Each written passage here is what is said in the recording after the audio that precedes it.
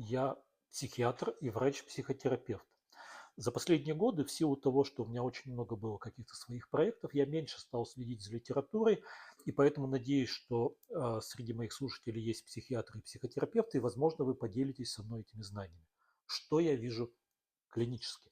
Я вижу ужасающее увеличение количества случаев панических атак среди населения. То есть то, что раньше еще 10, 15, 20 лет были единичные случаи, сейчас это настолько распространено, что мои клиенты с паническими атаками говорят мне, что Юрий Робертович, наши знакомые, наши друзья, наши родственники, наши коллеги, они страдают паническими атаками, что на сегодняшний день паническая атака – это настолько распространенное явление, что человек может не выйти на работу и сказать, что у меня была паническая атака, и всем понятно, это нормально. Да, паническая атака, мы знаем, что это такое, мы сочувствуем. С чем это связано? С моей точки зрения, я могу вам рассказать, что я вижу. Я вижу, что на протяжении последних нескольких десятилетий происходит расширительная диагностика депрессивных состояний, которые тут же начинают фармакологически лечиться с помощью самых разнообразных антидепрессантов.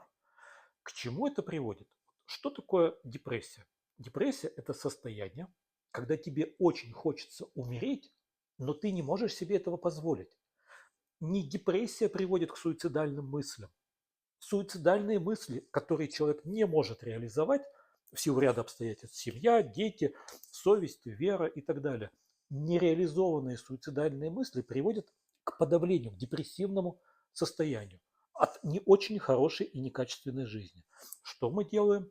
Мы полируем это состояние с помощью антидепрессантов, человеку становится субъективно лучше, но у него исчезает мотивация что-либо менять в своей жизни полностью. Зачем? Хорошо ведь.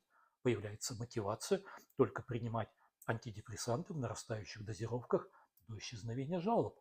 И все было бы, может быть, и не так уж и плохо, но жизнь-то ведь при этом не меняется, то есть она все больше и больше заболачивается и зарастает тиной. Годы идут, и какая-то внутренняя сущность человека, она начинает понимать, что жизнь проходит мимо, и вот тот поезд радостной жизни, на который ты когда-то хотел в детстве сесть, шансов на него попасть все меньше и меньше.